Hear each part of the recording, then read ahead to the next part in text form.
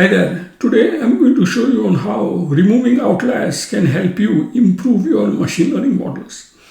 Outliers are some strange value in the data and they are a curse for machine learning model. So let us see with an example on how removing those can help improve machine learning model.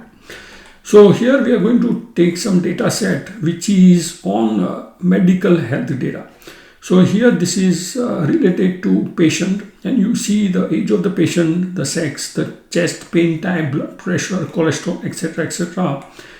And then you also have a field which indicates if this patient has got heart disease or not. 1 indicates that this patient has heart disease and 0 indicates that this patient doesn't have heart disease.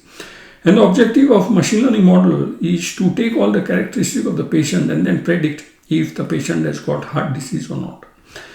So before I go into the outlier removal, let me show you on how you can get a model and what the accuracy would look like if you do not remove the outliers. So you get an accuracy of 95.44%, which is pretty good, but it can still be improved if you manage to remove the outliers. So let us now see on what does the outlier look like.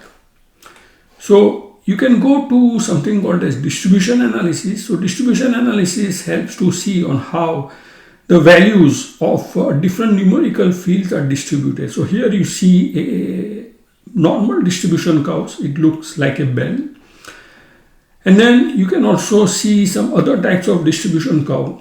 So, and if you see some values which are on the extreme right or extreme left, this means that these are outliers. So for example, for blood pressure, we can see that you have values where blood pressure values are 196, which is quite high. Also, you see some cholesterol values. You can see you can have cholesterol values like 549. This is a very high value of cholesterol. On the other hand, you can also have very low values also, like outliers on the lower side. So these outliers, it makes sense to remove them because it is going to help simplify the model.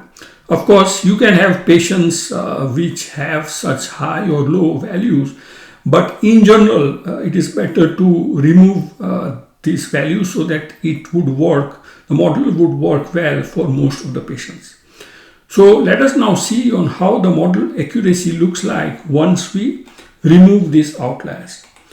So I've trained a model after removing the outliers, and you can see that the accuracy jumps to 95.47%, which is a 0.03 improvement. And you might feel that this is low, but even a very small percentage increase in accuracy in terms of healthcare prediction is going to help you save millions of lives. So whenever you have outlier, it makes sense to remove them, and you can do that by analyzing the distribution analysis. Now let me quickly show you the code which will help you remove these outliers.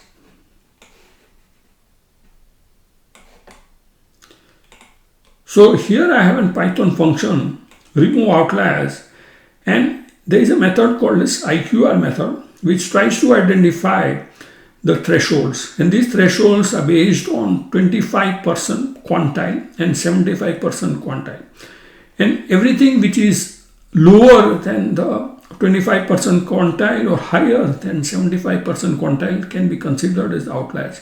You can apply a formula like this, and then you can remove the outliers from the data frame. And here I'm just keeping the inliers, it means just the clean data, by taking the data points which are higher than the lower threshold and lower than the upper threshold.